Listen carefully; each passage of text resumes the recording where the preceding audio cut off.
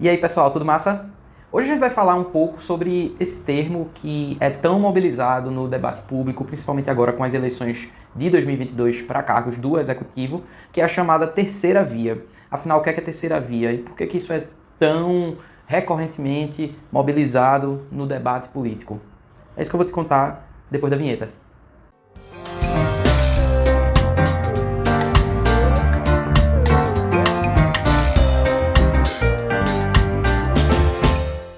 Bom, usualmente nos meios de comunicação, as pessoas se referem à terceira via como sendo sinônimo de candidaturas que não são nem Lula nem Bolsonaro. Mas na verdade isso não tem muito a ver com o conceito real de terceira via. Isso é basicamente um apelido que foi dado pela grande mídia.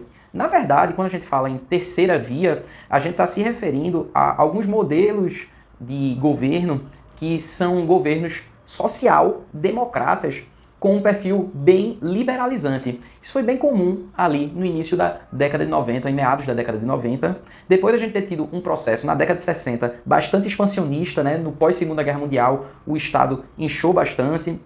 Você teve períodos de grande crescimento econômico e depois veio a ressaca disso, o que gerou, na década de 80, diversos governos neoliberais, como a gente chama.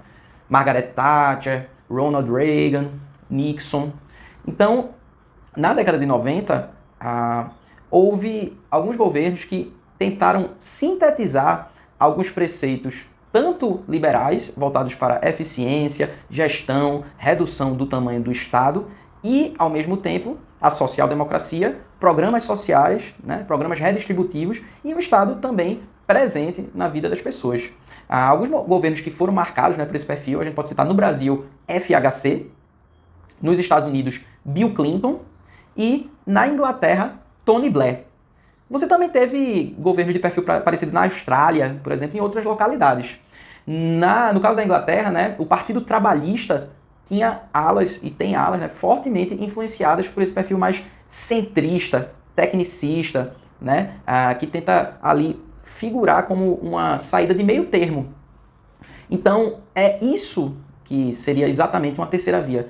Não necessariamente uma candidatura que não seja nem Lula nem Bolsonaro, até porque Bolsonaro não é um bom representante da direita, né? Bolsonaro é um cara que, acima de tudo, é autoritário e extremista, de extrema direita. Então, assim, uma pessoa que está à esquerda de Bolsonaro, ou uma pessoa que não é nem Lula nem Bolsonaro, não necessariamente será de centro, tá? Então, o que a mídia no Brasil apelidou de terceira via, na verdade não é bem terceira via, são candidaturas que tentam furar, né, essa polarização, mas que, na verdade, a espinha dorsal da política brasileira sempre foi algum tipo de polarização, né? Antes a gente tinha o PT e o PSDB, que era uma polarização democrática, e hoje em dia a gente tem uma polarização entre PT, e principalmente o Lula, né, e o bolsonarismo, que não é exatamente um bom representante nem do liberalismo, nem do conservadorismo. Então, colocar uma candidatura como, por exemplo, a de Felipe de Ávila, como sendo de terceira via, é um engodo, né? Na verdade, Felipe de Ávila seria um cara de direita, né? Assim, uma direita quase caricata, afinal o cara só fala em privatização. De modo que não faz muito sentido colocar terceira via da maneira como se coloca no debate político nacional. Na verdade, toda eleição majoritária, isto é, toda eleição que envolve a disputa de um cargo específico, onde o principal critério é o número máximo de votos, diferente de tipos de eleições que são eleições proporcionais, toda eleição majoritária ela tende realmente a formar dois grandes polos, né, duas grandes vias. Então, no nosso caso, a eleição sempre se deu em torno de duas bandeiras principais, geralmente uma mais à esquerda e outra mais à direita. O grande problema é que no Brasil a direita foi engolfada por um discurso nacionalista mequetrefe e, ao mesmo tempo, com um flerte aberto em relação ao fascismo. Então, o mais perto, ironicamente, que a gente tem de uma terceira via no Brasil seria a candidatura de Lula, na verdade. Primeiro por conta do histórico dele, né? O governo Lula I foi um governo que contou com a presença de Marcos Lisboa, com diversos nomes bastante liberais, né? Você teve Meirelles, foi um governo que realmente conseguiu dar uma continuidade às políticas de estabilização macroeconômicas vindas da época de FHC e respeitou alguns critérios básicos, né, importantes para economistas ortodoxos. Depois, no final do governo Lula II e com Dilma, é que você teve aventuras heterodoxas de congelamento artificial de preços, políticas como a do BNDES, né, dos campeões nacionais, na época de Luciano Coutinho, foi presidente do BNDES. Então, assim, no geral, Lula tem um histórico, né, bastante social-democrata e de diálogo com o centro, colocou um grande nome do empresariado, né, como seu vice na época, que foi Zé de Alencar, e agora está com Alckmin, que é um cara que também tem essa tradição forte, né, que é importante para setores do empresariado, do agronegócio no Brasil. Então, se você pegar o histórico de Lula, a chapa, né, que ele tem agora, tudo isso é um grande indicativo de que, na verdade, Lula é a primeira e a terceira via no atual momento do Brasil, né? Então, nesse sentido, não é muito lógico a gente falar em terceira via.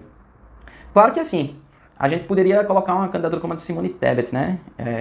Como terceira via, mas as chances efetivas são muito pequenas. Assim como em 2018, uma candidatura talvez alinhada com algumas dessas propostas seria Marina Silva, né? Então, nesse momento atual do Brasil, talvez o mais próximo que a gente tenha disso, ironicamente, seja esse retorno de Lula, né? Vamos ver o que vai dar, mas é bom a gente ficar atento em relação a esses conceitos, né, que são muito mobilizados no debate público, na mídia, mas que por vezes acabam perdendo seu sentido original, por vezes acabam soando de maneira um pouco artificial e enganosa. Então, terceira via não é necessariamente você não ser nem Lula nem Bolsonaro, certo? Terceira via é esse perfil ideológico de um caminho do meio, né? Um ramo da social-democracia, que é uma corrente à esquerda, mas que dialoga com a economia ortodoxa, dialoga com os dados, dialoga com políticas públicas baseadas em evidências. Isso é mais ou menos a terceira via, esse centrismo mais moderado.